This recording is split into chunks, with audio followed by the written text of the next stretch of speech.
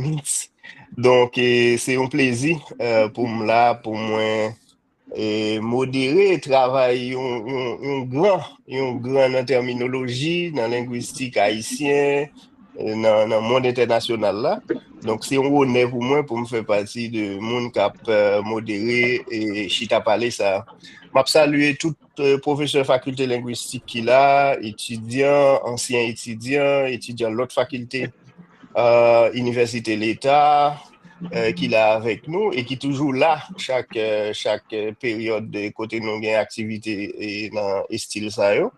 Et m'koemte ouais professeur Gauvin est connecté, donc une salutation spéciale pour professeur Gauvin, ancien doyen faculté linguistique appliquée.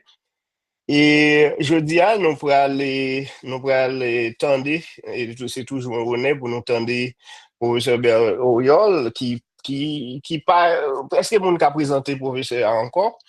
Et m'ka dit, moi-même, son, moi, j'ai un pile respect pour lui, pour travail lui.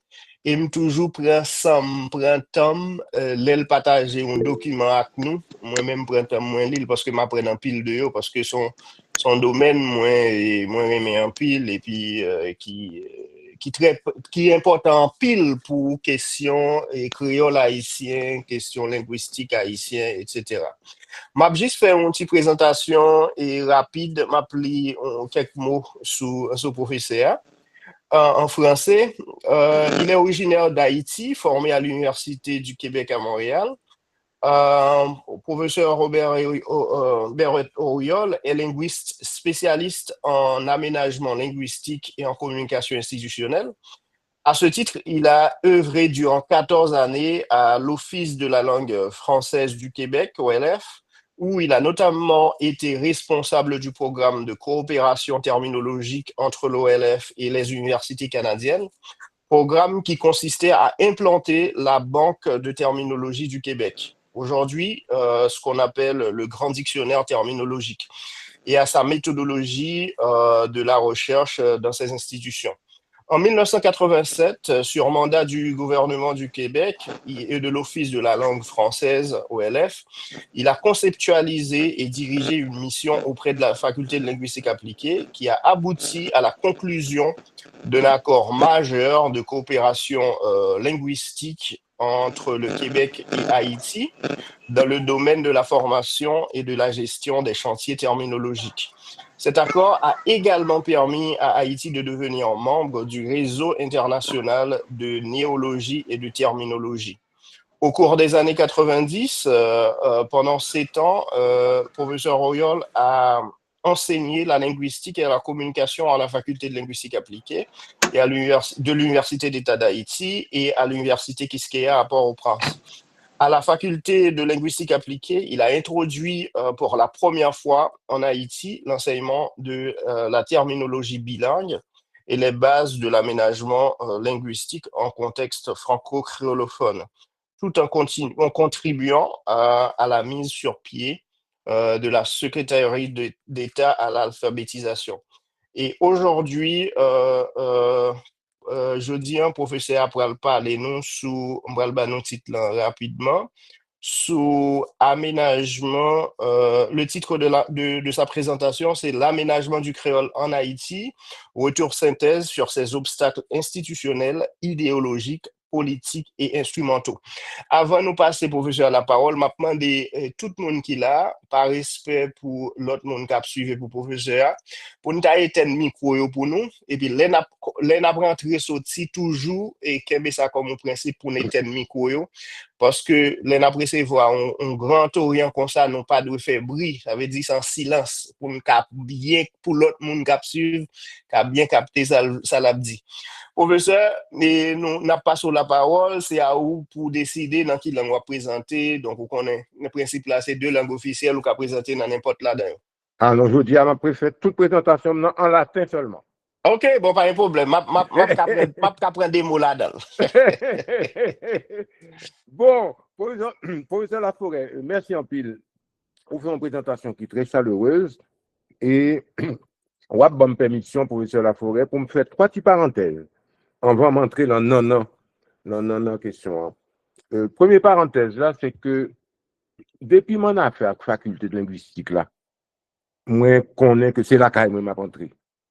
Et donc un sentiment d'appartenance à la faculté ça et c'est devoir pour me porter contribution matin, midi, soir pour l'homme capable by professeur, by étudiant, etc. Deuxième parenthèse, je suis capable de faire, m'étais enseigné dans la faculté de linguistique là, effectivement, et je suis capable de mesurer cheminement, progrès, faculté ça a fait, et je dis à me rendre hommage à une série de professeurs, de jeunes chercheurs, de jeunes docteurs en linguistique, tant que Rodin Gauvin, tant que Willem Michel, etc., qui prend projet initial, grand frère qui était de Pierre Werner, qui prend, qui mettait sous épaule, et puis qui marchait, qui potait très loin. Et c'est un bagage, moi, bravo pour lui, moi, je dis félicitations, bravo. La faculté linguistique a deux laboratoires de recherche. Son bagage qui est extraordinaire, moi-même, content pile, ma collaboration, c'est une faculté, l'Université d'État d'Haïti, qui gagne deux laboratoires de recherche là-dedans. Laboratoire LANXE et laboratoire GRESCA, qui invite aujourd'hui par intermédiaire professeur Molès Paul, un co-ancien linguiste sémanticien. C'est deux laboratoires qui permettent que l'étudiant prend formation et travaille, avancer. Bon, et ça, c'est deuxième parenthèse que je devais faire. M'a fait une troisième et peut-être m'a fait une quatrième. Et c'est depuis me publier le premier livre de linguistique en 2011, okay, qui était relé l'aménagement linguistique en Haïti, enjeux, défis et propositions, édition Université d'État d'Haïti et édition du Silica, depuis 2011. Tout article, tout livre que moi écrit sous question aménagement linguistique en Haïti, sous question de lexicographie créole, terminologie bilingue, jury linguistique créole, épistémologie créole, etc., toute contribution ça yo campé sur une fondation qui est les sciences du langage. C'est extrêmement important. Il est campé sous toute contribution, campé sous une fondation qui est la Constitution haïtienne 1987 là, qui campé sur un domaine particulier qui est la jury linguistique. Et moi, mettez tout ça dans un cadre général, Déclaration universelle des droits linguistiques de 1996. Qui donc, ça, moi, insiste tout ça parce que moi, pas un prédicateur qui a prêché pour un petit catéchisme. Moi, c'est un universitaire qui a fait une démarche citoyenne, une démarche qui vient avec un souci de travail en équipe, un souci de partage. C'est extrêmement important et je voulais cibler tout, que dans tout travail, m'a fait un plaidoyer pour ça l'aménagement constitutionnel de deux langues, patrimoine linguistique historique d'Haïti, créole et français. M'a reprendre parce que c'est ligne directrice dans toute démarche, et toujours que démarche, c'est des démarches qui rassembleuses, m'a fait un plaidoyer permanent pour aménagement constitutionnel de deux langues, patrimoine linguistique historique d'Haïti, créole et français. Bon, m'a fait une dernière parenthèse, puisque professeur Laforêt bonne permission. Dernière parenthèse, c'est que l'université dans le pays, son espace, côté que ça me l'esprit critique, l'idée droit exercer, l'idée droit présent, et faut qu'il là, l'esprit critique. Espace universitaire là, c'est un espace de confrontation des idées. Donc c'est pour ça qu'il faut qu'il y ait un débat qui fait de manière sérieuse, de manière documentée. Espace universitaire là, qui permet l'esprit critique et exercer normalement, c'est une condition extrêmement importante pour nous mettre en déroute, ça veut dire la pensée unique, ou bien ça veut dire en créole, une très belle expression que moi-même, vous voyez monter. Une démarche nous pas faite pour la pensée unique, ou bien pour vous voyez monter.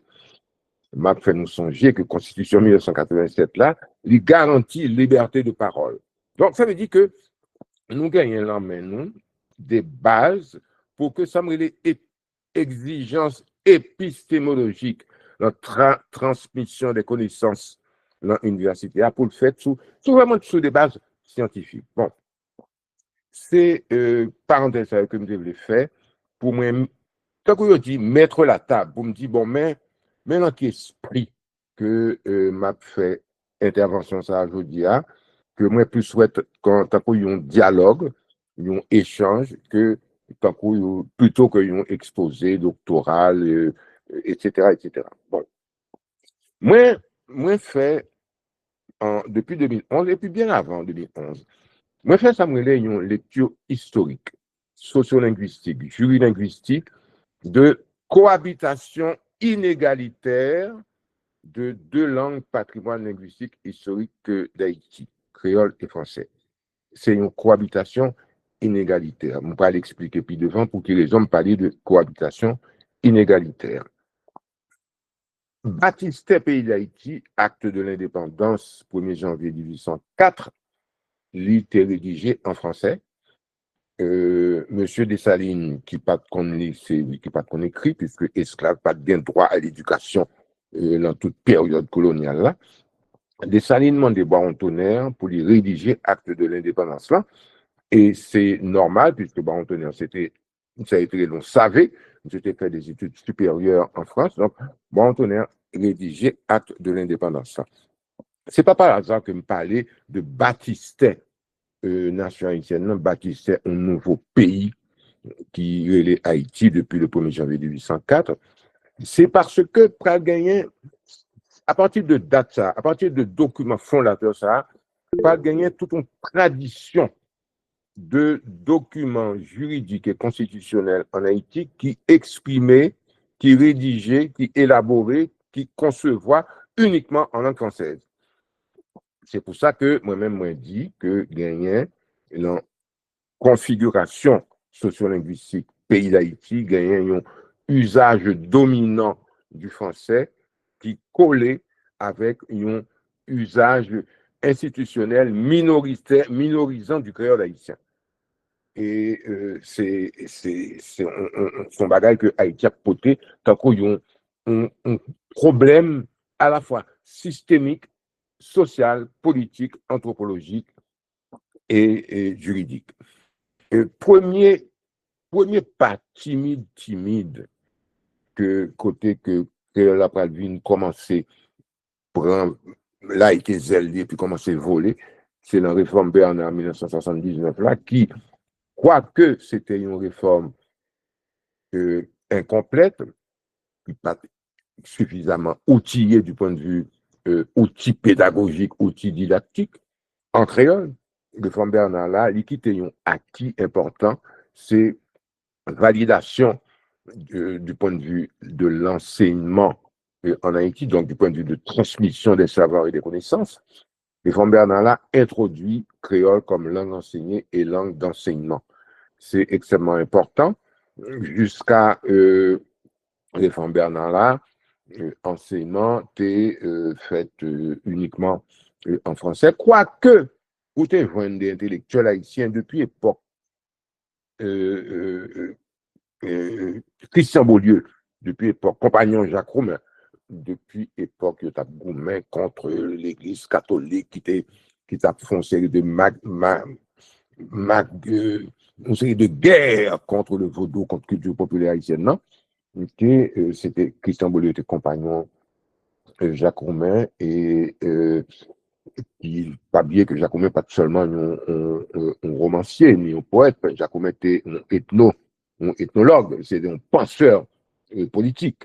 Ouais, et Christian Beaulieu était plaidé depuis les années 1930 pour introduction créole dans l'enseignement en Haïti.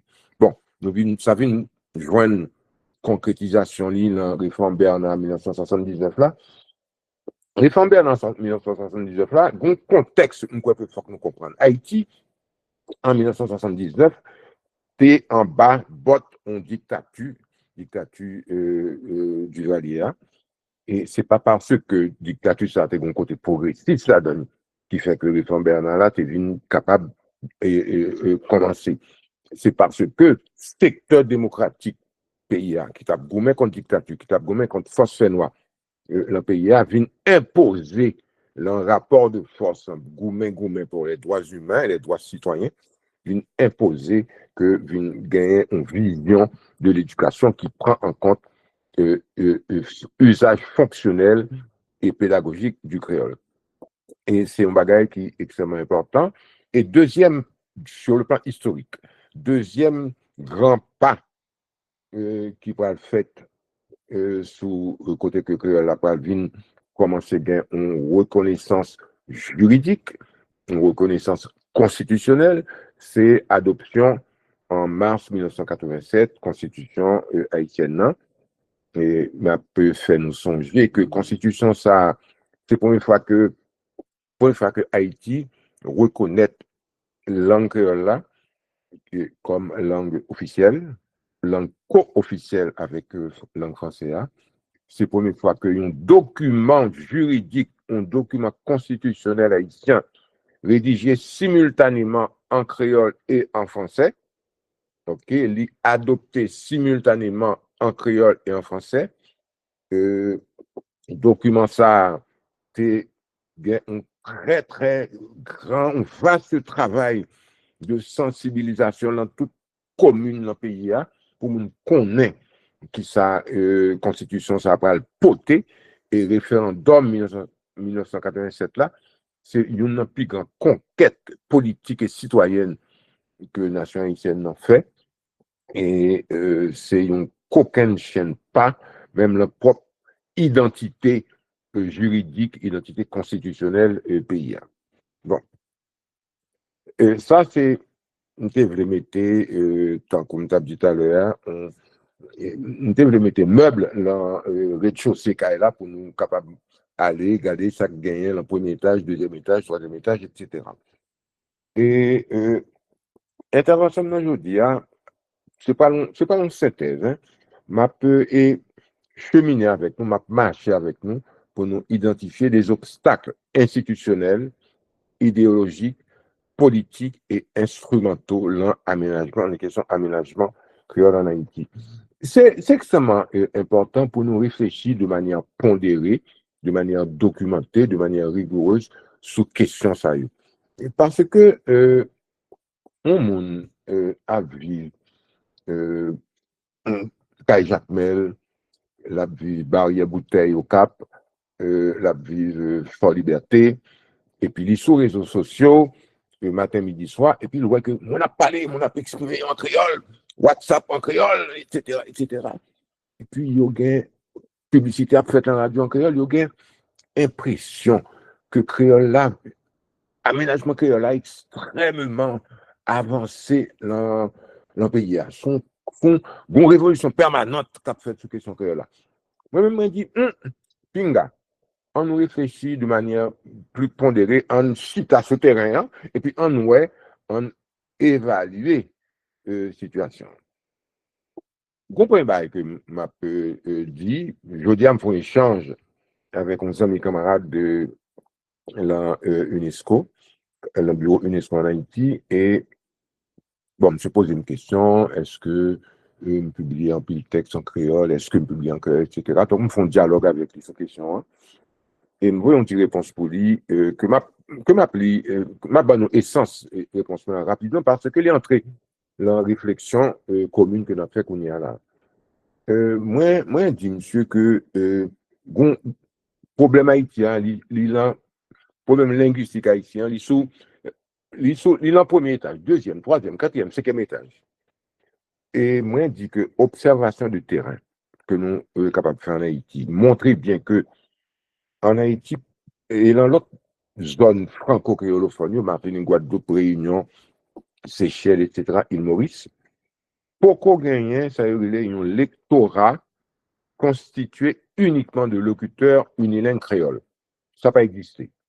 Et si nous observons bien, pas gagné un regroupement à l'échelle nationale de monde qui à l'école seulement, et ils constituent un lectorat unilingue créole. Et ce monde qui lit créole et qui écrit créole en haïtien, de manière générale. Et heureusement qu'il y a de plus en plus nombreux dans la population, dans l'ensemble, c'est des locuteurs bilingues français-créole. OK. Bon, alors ça que moi dit, Jean-Mi Camarada, c'est que me dit, par de la constat, moi-même, position de principe, moi, c'est que c'est extrêmement important pour nous amplifier et diversifier production de textes en créole. OK? Articles scientifiques, articles de vulgarisation, livres grand public, livres spécialisés, documents juridiques, manuels techniques, etc., etc. OK. Et moi-même, m'a fait lire, moi, impossible, moi, et moi, parfaitement conscient que à partir du moment que vous fait, et m'a pas développé point ça puis devant, à partir du moment qu'on veut enrichi patrimoine écrit en créole là, qui gagne des livres et des publications généralistes ou bien des publications spécialisées, autant de bab pour bab avec une question de que est la didactisation du créole. Créole que professeur Laforêt ou bien professeur William employé dans salle de servir avec la salle de classe, c'est pas même créole, c'est pas même niveau de langue que variété de créole que employé dans la vie de tous les jours.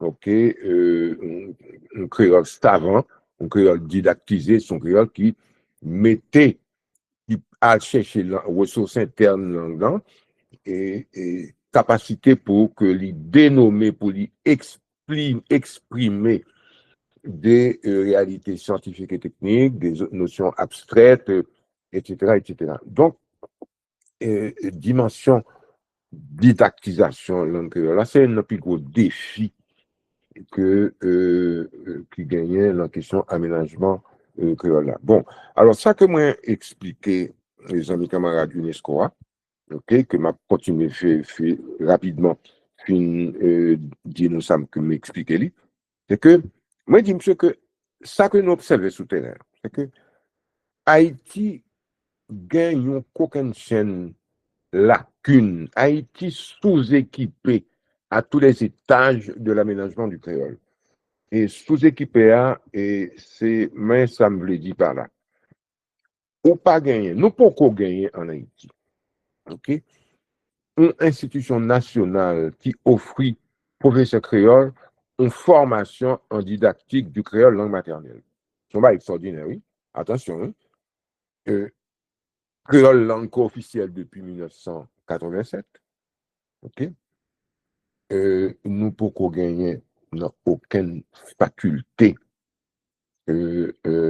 Université d'Haïti, dans aucune faculté de l'université privée, pour gagner une formation spécifique en didactique de créole langue maternelle. Son bagage que moi discuté plusieurs fois avec Association professeurs créole haïtien et avec regroupement professeurs d'université en Haïti, c'est deux institutions nationales que m'a collaboré avec eux et nous monter de manière conjointe avec faculté de linguistique là et avec école normale supérieure, nous monter un programme de certification sur 1 an et en didactique du créole langue maternelle qui en principe ça doit commencer en février. OK, et si prévision nous logistique nous fin à point. OK, son bagage qui est extrêmement important.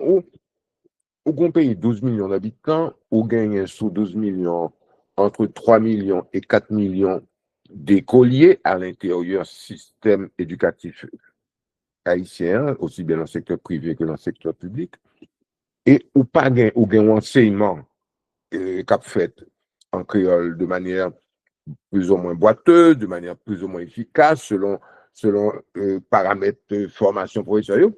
Et puis, ou pas gain aucun professeur de créole en Haïti qui est détenteur d'une formation spécifique en didactique du créole langue maternelle. OK? Alors, le m'a parlé de difficultés et de problèmes de aménagement linguistique, aménagement du créole en Haïti. Bagage ça, il est entré en première ligne, c'est extrêmement important. Ça veut dire qui ça? Ça veut dire que le professeur créole en Haïti à l'échelle nationale, il n'y a pas dépositaire d'une compétence attestée en didactique du créole langue maternelle. Ça, c'est aucun défi. Et nous sommes capables de relever des défis ça dans la concertation, dans le dialogue et dans le travail en commun. En pousse puis devant. Locuteur bilingue français-créole en Haïti, yo poko gen lan men yo, ça m'rele des outils lexicographiques standardisés. C'est extrêmement important. Yo poko gen lan men yo, des outils lexicographiques standardisés, tant un dictionnaire unilingue créole élaboré selon méthodologie de la lexicographie professionnelle.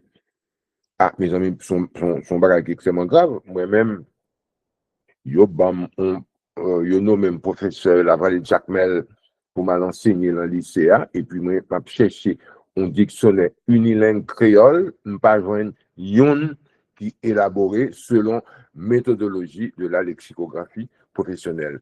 Ça veut dire que moi, démuni comme professeur, premier jour, je l'entrée dans le lycée la vallée de Jacmel. Bon, gen quelques tentatives qui fait, gen dictionnaire unilingue Jocelyne Trouillot, édition Université Caraïbe.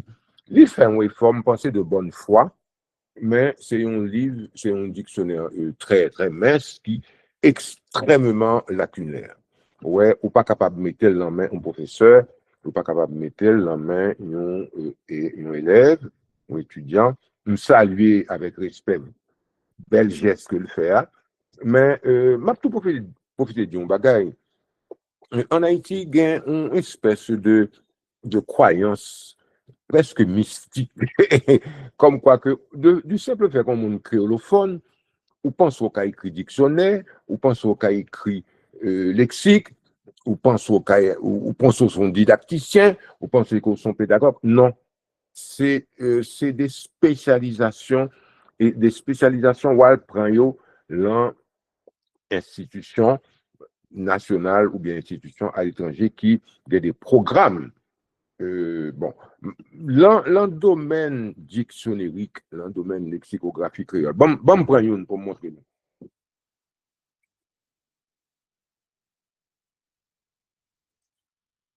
Nous gagnons depuis une soixantaine d'années un Cockenchen linguiste franco-américain qui est Albert Waldman. Next a monté un institut d'études créoles Indiana University. Se formé lexicographe, se formé les lexicographes haïtiens et leur produit un dictionnaire anglais créole, c'est un livre, c'est un produit qui enlève tête, ça est l'excellence scientifique. M'a montré nous, mais il y a un livre que professeur Albert Waldman publié, dictionnaire anglais créole. Mes amis, le livre-là fait plus passer 1000 pages et je vais faire un cadeau tout dictionnaire, moi, analyser, faire des comptes rendus lexicographiques dans le journal national. C'est un modèle extrêmement rigoureux de dictionnaire de contribution en scientifique, en linguiste lexicographe fait pour aménagement langue créole. Ma aller en passant rapidement que équipe Albert Waldman avec équipe professeur Chéri, André Villers-Chéri, qui malheureusement est décédé, nous avons eu des belles conversations avec monsieur et avec Adèle Pompilus, et pour que nous avons enseigné dans la faculté de linguistique là. André Villers-Chéri était là, rédacteur là, édition Henri Deschamps, et en collaboration entre équipe Val et Albert Waldman et équipe édition Henri Deschamps, ils ont préparé un Cockenchen dictionnaire français-créole, dictionnaire scolaire français-créole. Manuscrit apparaît depuis 6 ans. Malheureusement, il n'est pas publié.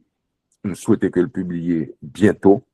Ok, c'est pour un outil de travail extrêmement important pour enseignement du créole, pour aménagement du créole, etc. C'est moi-même analyser plusieurs rubriques son travail de très haut niveau scientifique.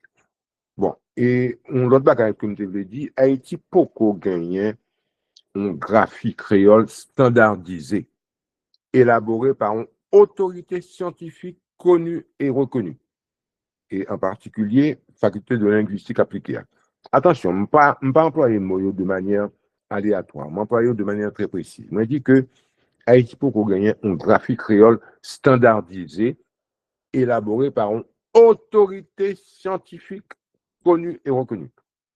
D'accord, faculté de linguistique appliquée, Université d'État d'Haïti, qui est seule institution nationale scientifique dans le domaine langue en Haïti, pas gain 2, pas gain 3, pas gain 4. OK. Et le fait, son gros lacune, parce que moi, je parle régulièrement avec des rédacteurs de manuels scolaires en français ou bien en créole en Haïti, avec des éditeurs de manuels scolaires. OK. Et je dis que son véritable cassette, gagnez-le, il a préparé une édition, un livre de géographie en créole ou bien de mathématiques en créole, et puis il y a des doutes sur graphie, tel ou tel mot, etc., etc. Il n'y a pas une référence scientifique qui est élaborée par une autorité scientifique connue et reconnue. Bon, l'autre bagaille que moi signalé, dans échange avec les amis camarades là, c'est que Haïti pour gagner, ça une politique nationale du livre et de la lecture qui permettent que nous consolider expansion de la lecture en créole. Et l'oral en Martinique, l'oral en Côte d'Ivoire, l'oral en Suisse, l'oral en Afrique du Sud, où est que bon plan système éducatif là, il y a une politique nationale du livre et de la lecture, okay, qui encadré et activité que la lecture, qui ont activité de transmission de savoir et de connaissances. Donc, ouais, moi, bail A, B, C, D, E, F, bail 6 lacunes systémiques qu'on gagne à l'intérieur du système. Là, qui fait que, qu'on y a là, on est capable d'aller pifon dans l'intervention. Non, moi, prends, regrouper problème aménagement créole haïtien, regroupé en 3 grands ensembles. Premier grand ensemble, deuxième et troisième. Première, mais ça me dit pour première. Et ça, c'est à partir de observation du terrain, à partir de échanges que moi, je me rassemble. OK? Les premiers gros obstacles institutionnels et politiques dans l'aménagement linguistique, l'aménagement du créole en Haïti, premier gros obstacle, c'est l'État haïtien lui-même. À ce moment grave, hein? Ou gagne l'État qui fait semblant, qui prend pause que l'intérêt c'est aménager créole, mais en réalité, l'État lui-même, c'est un frein à aménagement créole là, et c'est ceci depuis 1987 et bien avant 1987. Et ma balle, un exemple très simple. Eh bien, de 1987 à 19 décembre 2025, donc aujourd'hui, nous pouvons gagner, Haïti pour gagner premier énoncé de politique linguistique d'État. Nous énoncé de politique linguistique d'État. OK? Si je prends exemple, l'Afrique du Sud, où gagnait des énoncés constitutionnels d'aménagement des 10 langues nationales de l'Afrique du Sud. OK? Où gagnait un énoncé, et énoncé ça, il peut venir enfanter des lois d'aménagement linguistique. Alors, de fait que Haïti, pour qu'on gagne un premier énoncé de politique linguistique d'État, OK, n'ont pas gagné en Haïti une loi d'aménagement simultané de langue officielle. Ça veut dire qui ça? Ça veut dire que de 1987 à 2025, si nous observons la réalité de manière objective, de manière méthodique, de 1987 à 2025, l'État haïtien en situation de violation constante de l'article 40 Constitution, ça va être grave, ça veut dire qui ça? Article 40 dit obligation est faite à l'État haïtien de diffuser tous ces documents dans les 2 langues officielles du pays. Eh bien, ça n'a pas jamais fait, non? De 1987 à 2027. Ah, de temps en temps, ouais, un directeur ou bien un ministère qui font là, une petite parole sur Facebook en créole, on circulaire. Non, non, ça, c'est des petits bagages, c'est tékétimable. Et là, on a parlé de obligation de l'État, c'est une exigence régalienne. Article 40 n'a pas dit il est souhaitable que. Article 40 n'a dit obligation est faite à l'État. Ça veut dire que si nous faisons lecture correcte de Constitution 87 là, l'État haïtien violait propre Constitution de manière constante et systématique de 1987 à 2025. Ah, c'est un qui est extrêmement grave. Ça a gagné, puisque mon premier grand ensemble jusqu'à présent, obstacle institutionnel et politique. Ça a gagné des répercussions très graves. Là, par exemple, dans le système éducatif national là, que nous, depuis 10 ans, depuis 12 ans, depuis 15 ans, a fonctionné dans ça en français l'amateurisme. Ça en français la navigation à vue. Côté que ou gagne un ministère, ou gagne des ministres qui ont une espèce de positionnement de pseudo-aménagement du créole dans le système éducatif. Un exemple très simple, ça est les livres uniques là. Ça est le psugo. Bon, livre unique là, c'est une plus grosse catastrophe que Nesmi Maniga, le cowboy du PHTK, c'est une plus grosse catastrophe que l'essayer d'entrer en dedans l'estomac système éducatif haïtien.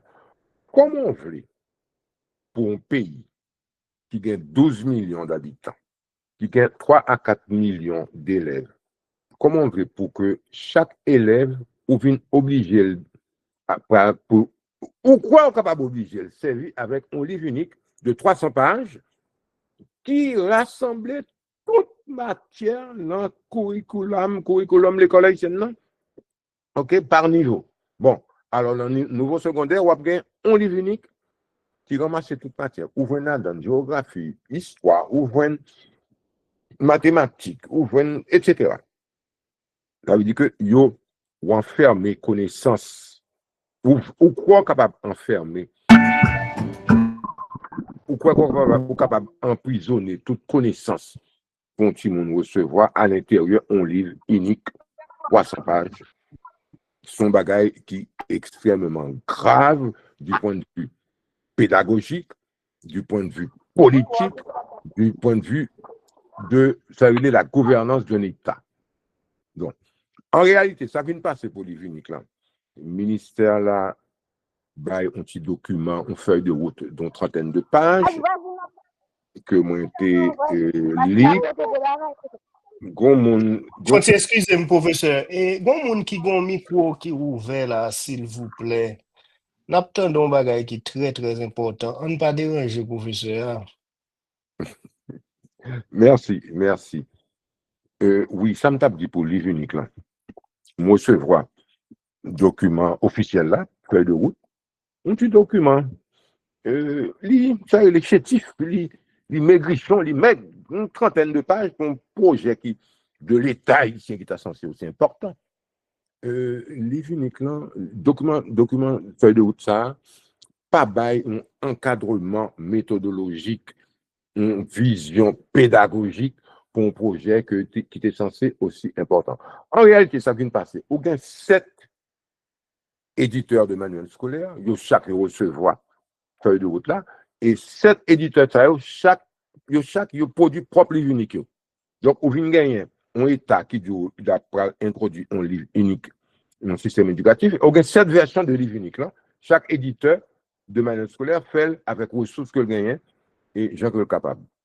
Bon, on gagne le PSUGO, soi-disant programme de scolarisation universelle, etc., que vous pouvez scolariser 1,5 million de timons en 8 mois, etc. PSUGO, enquête qui menée par association de parents d'élèves, association de directeurs d'école, association d'enseignants. ils ont démontré et ont publié des rapports très, très documentés sur la question. Que Psugoa, que PHTK, Néo Duval et Aristote lancé, c'était un gagote cob, un bagaille, côté gagné, et professeur zombie, l'école zombie, élèves zombies qui a recevoir chèque, et puis travail d'enseignement, il n'est pas fait. Bon.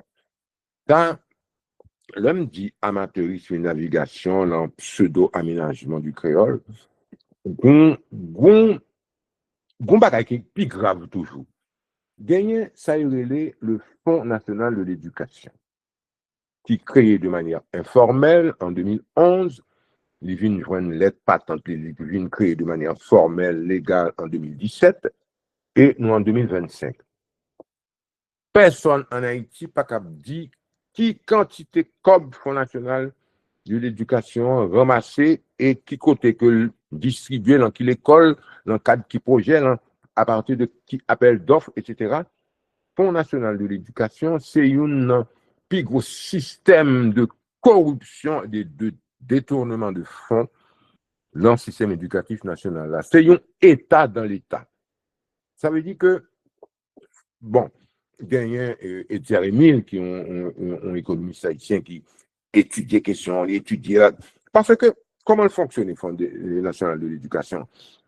Ou gagner 1,50 $ qui est prélevé par l'État haïtien à partir de appels téléphoniques qui sont dans la diaspora qui rentrent en Haïti, ou bien transfert d'argent de la diaspora vers Haïti, 1,50 $ qui est prélevé.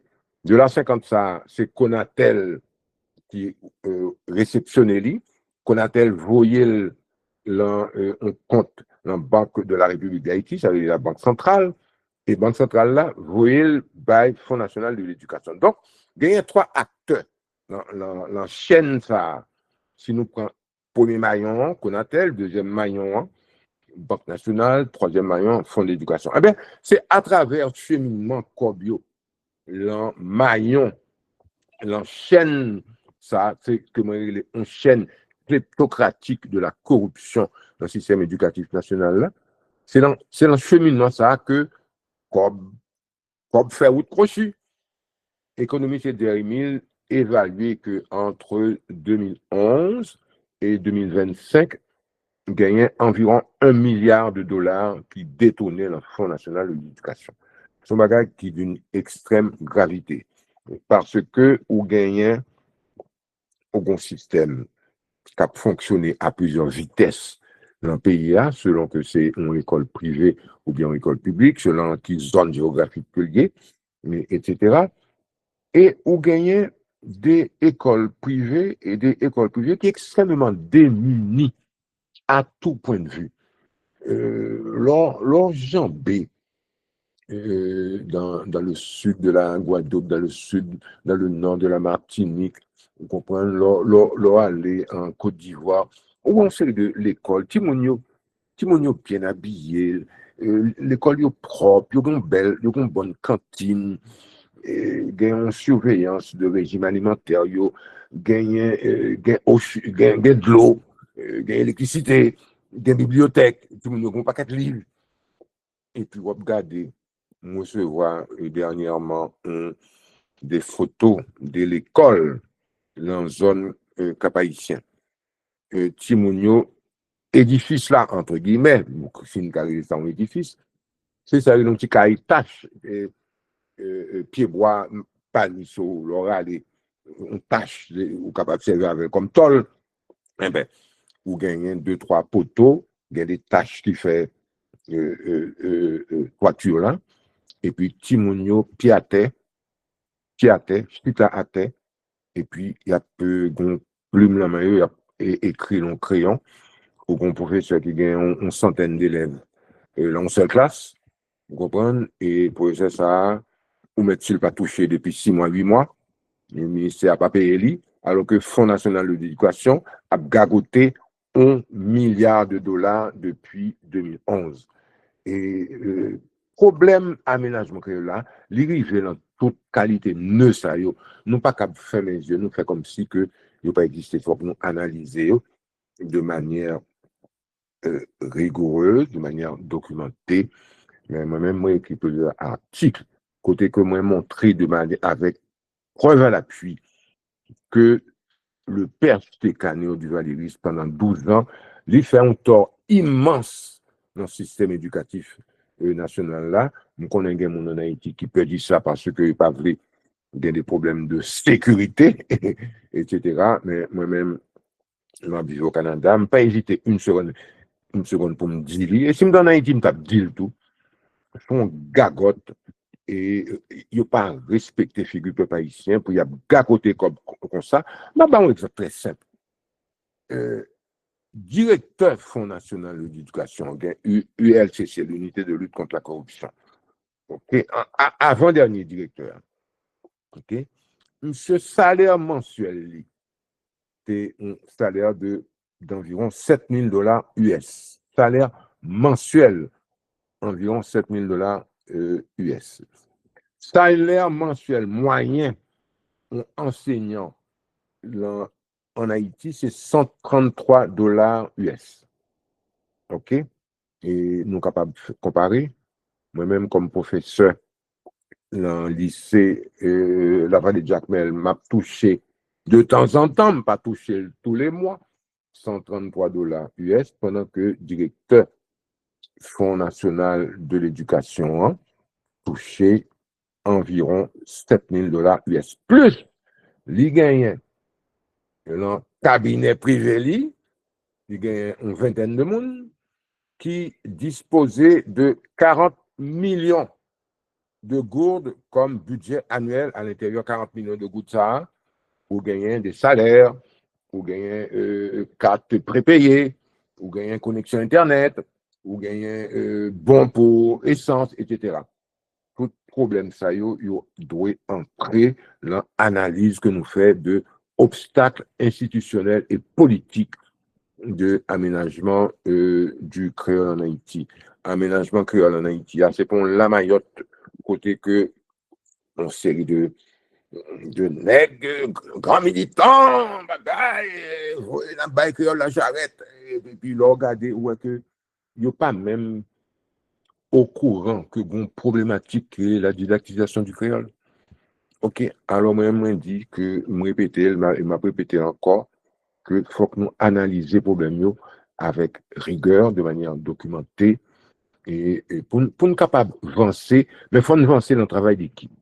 Alors, deuxième grand ensemble, deuxième grande catégorie de problèmes que moi rassemblé pour nous capables de présenter le sujet correctement, je dis, c'est des obstacles idéologiques et politiques.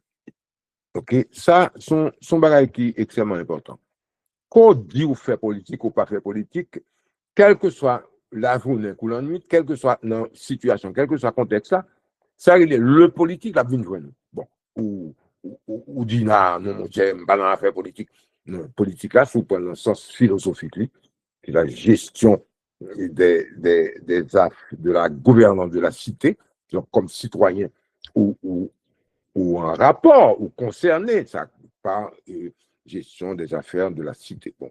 Alors, première observation que je me fais, j'ai commencé à parler de lui tout à l'heure, en dépit de expansion que Créole a fait dans l'espace public, ouais, il y a une pile publicité qui fait en créole de manière massive.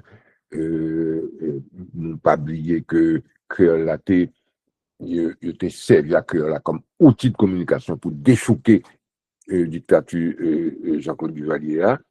Okay. De manière générale, la société haïtienne a toujours traîné une espèce de, ça la déification du français, qui m'a connaît avec une dévalorisation créole. Et où voient même cas des locuteurs unilingues créolophones, des préjugés contre la langue créole.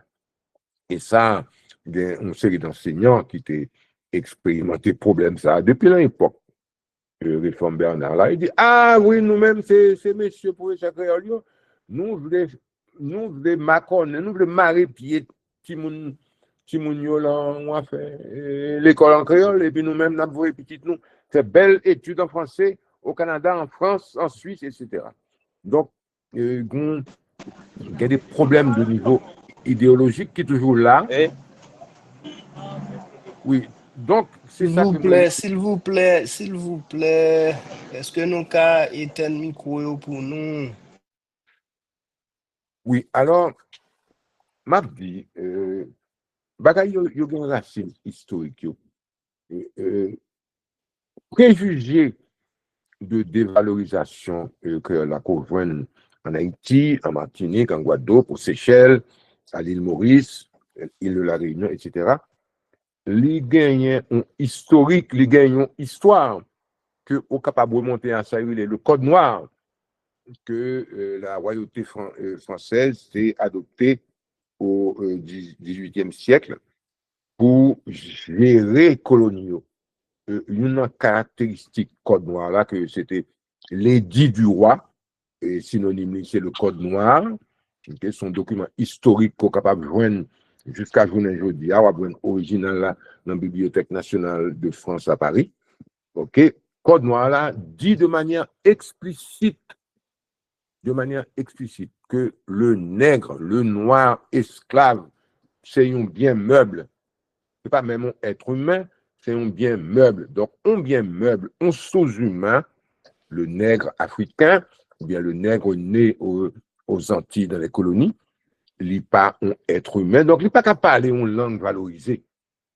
Donc, langue que le parler à que les créoles, là, c'est un baragouin, c'est un bagaille de mots déformés, etc. Donc, paquet de préjugés des valorisations créoles, là, nous, les remonter jusque au XVIIIe siècle, au XVIIe siècle, au niveau de l'État de la royauté française. Bon. Et on a tendance tout au niveau obstacle idéologique et politique et aménagement créole là, ça me un aménagement du créole à l'oral. Son mot à l'oral là, il est extrêmement popularisé ces dernières années en Haïti, moi-même net. Et son aménagement linguistique, aménagement du créole à l'oral, qui chita dans sa mêlée le registre déclaratif, le registre des déclarations, des bonnes intentions, donc le registre de la sphère idéologique. Et depuis, au la sphère idéologique, on parle dans la science, non? On parle dans la science du langage, non? On parle dans la jury linguistique, non? On parle dans Constitution haïtienne 1987 là.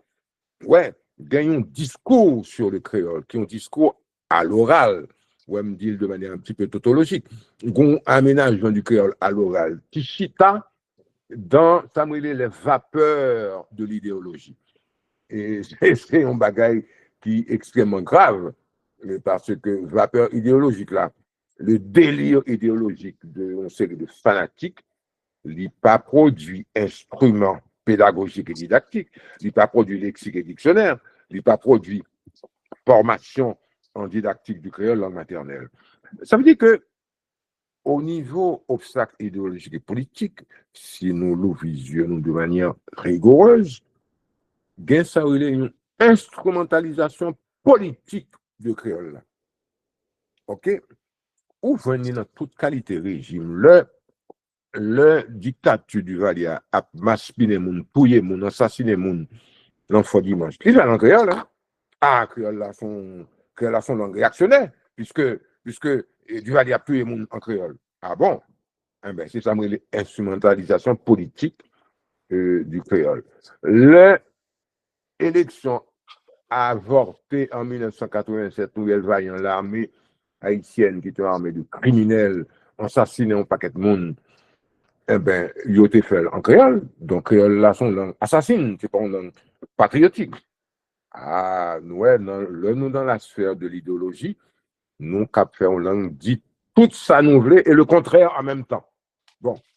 Et nous, plusieurs d'entre nous-mêmes, au courant que c'était une bataille qui était faite, une bataille des idées.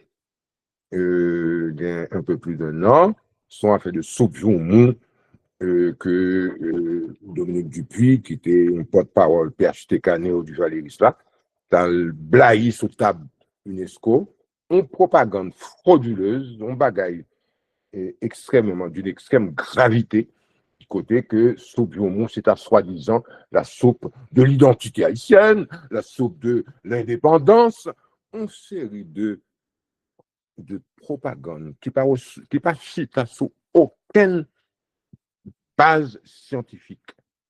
Ok, moi-même, moi, bien, mais ce jour, moi, là, je prends 2 bols, je prends 3 bols, je dis, bon, net, il fait partie de gastronomie haïtienne, non? Mais ou instrumentalisé du point de vue idéologique et politique, ce jour, moi, ou blayer sous table UNESCO, comme quoi pour inscrire sur la liste du patrimoine immatériel de l'humanité. Moi-même, je dis que c'est de la fraude intellectuelle et c'est de la fraude politique. Parce que, bon, c'est vrai que l'UNESCO, depuis quelques années, a une tendance populiste terrible à donner. On prend ce bureau Walbla et sur table UNESCO. Ça veut dire qu'on a une vision de petits bourgeois, ok, qui n'est pas connecté avec véritablement situation peuple haïtien. Époque, et ça m'a dit, m'a répété plusieurs fois, époque qui a fait Gagot, a fait ce bureau UNESCO, soi-disant de l'indépendance, de l'identité haïtienne, qui est un marqueur majeur de l'identité haïtienne. Époque ça, on a consulté documents, archives, la FAO, archives Programme alimentaire mondial, qui c'est 2 instances des Nations Unies, même époque là, ils ont publié des rapports extrêmement documentés, côté que ils ont lancé une alerte à l'échelle nationale et internationale que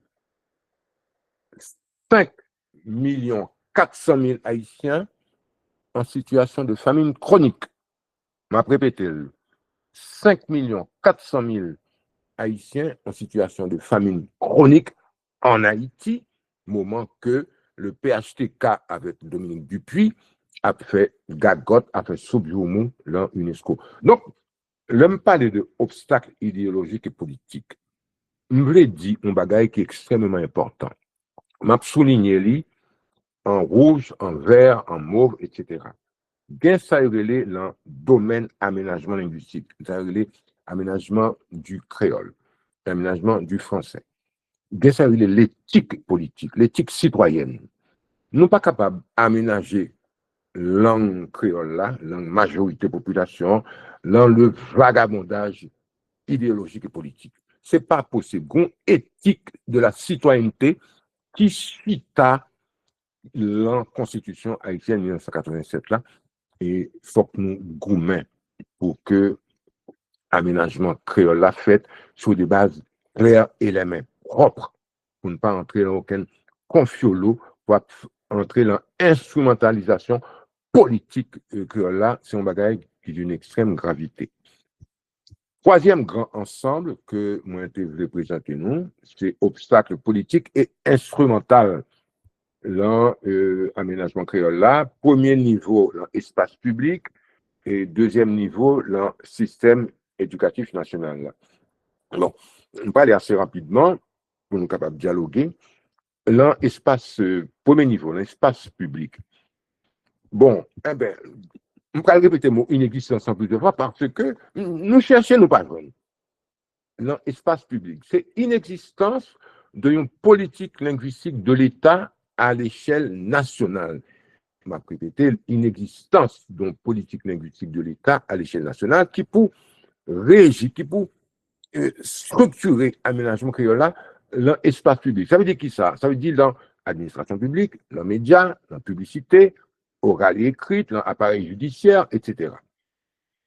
Étant donné pas une politique linguistique d'État en Haïti, depuis la Constitution 1987 là, pas de règlement d'application non plus, pas d'instrument de contrôle de politique linguistique là, puisque pas existé. Bon, un dernier bagaille, une dernière inexistence, c'est inexistant, une institution qui a comme mandat pour mettre en œuvre, appliquer politique linguistique de l'État haïtien. C'est une dimension que nous connaissons bien, puisque nous faisons toute carrière moi, comme linguiste terminologue dans l'Office de la langue française, qui c'est institution d'aménagement linguistique au Québec, à partir d'une loi d'aménagement linguistique que l'Assemblée nationale du Québec a adoptée. Donc, question aménagement linguistique là, faite au Québec, bon, ça fait tout dans les autres pays, mais expérience que nous connaissons vraiment bien, puisque nous travaillons là-dedans, c'est expérience québécoise là, côté que vous gagnez un cadre juridique, un cadre constitutionnel, un cadre réglementaire qui vient structurer l'aménagement linguistique au Québec. Le système éducatif national, là, qui est deuxième niveau, OK, et bien, inexistence, une énoncé de politique linguistique éducative à l'intérieur de politique linguistique de l'État. C'est un bagage qui est extrêmement important. Le n'a pas parlé de enseignement, aménagement du créole, qui est problème de didactique, de didactisation. Ah, c'est pas une plaisanterie, il n'a pas parlé de scolarisation 3 millions qui mon élèves à l'intérieur du système. Non, hein?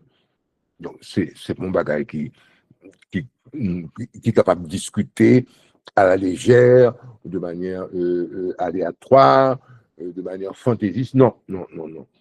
À l'intérieur du système éducatif national, là, malgré créole et français, langue co-officielle, nous gagnons, nous constatons inexistence d'un énoncé de politique linguistique éducative à l'intérieur d'une politique linguistique qui n'a pas existé, lui-même non plus. Bon. Étant donné que pas gagné une politique linguistique éducative, ou pas gagné une loi de politique linguistique éducative qui dit désormais, mais comment que, maintenant qui cadre en l'enseignement pour être fait en Haïti, etc., etc. Donc, étant donné pas une loi de politique linguistique éducative, pas gagné non plus des règlements d'application pour une telle loi. Donc, ça gagne des conséquences extrêmement graves. On va regarder en Haïti où beaucoup gagner un programme national de certification didactique des enseignants de créole. Ah, son bail qui est extrêmement grave. Étant donné que pas gagné une politique linguistique éducative, pas gagné une loi de politique linguistique éducative, ou pas gagné un règlement d'application, donc, ou pas gagné, ou c'est un enchaînement de conséquences, ou pas gagné un programme national de certification didactique des enseignants de créole. Donc, moi-même là, moi, je vais Sport Liberté, moi, je vais Île de la Tortue, m'a pas enseigné créole. J'aime voulais, j'aime capable, j'aime connaître. Donc, je ne suis pas obligé de passer par un processus réglementaire, un processus de certification en didactique du créole langue maternelle. C'est un bagage qui est extrêmement grave. Donc, c'est ça que je vais commencer à signaler tout à l'heure, c'est une existence, un programme de formation universitaire diplômante en didactique du créole langue maternelle. Il y a un peu l'effort qui fait dans l'école normale supérieure. Je connais que l'actuel doyen, M. O'Donnell Pierre-Louis, c'est qui est un professionnel compétent et sérieux. Monsieur a fait un peu l'effort pour que l'école normale supérieure là baille des spécialisations beaucoup plus solides. OK? Mais ça que nous constatons, aujourd'hui, c'est que au pas gain dans l'école normale là, ni dans l'autre instance de formation des maîtres, ou pas gain une formation universitaire diplômante en didactique des sciences, en didactique des langues, et surtout en didactique du créole langue maternelle. Bon, ça veut dire qui ça? Ça veut dire que nous, bien nous marrer avec un autre niveau. Ça veut dire la raréfaction des outils pédagogiques et didactiques. Ou gagner des tentatives, des efforts qui sont faits par des individus, etc., mais d'outils pédagogiques, didactiques, que ce soit grammaire, lexique, dictionnaire, etc., de niveau standard qui fait sous des bases scientifiques, eh ben, en créole, nous des camionnettes là, nous sommes très rares. Ça veut dire, je parle de guide du maître, de guide de l'élève, de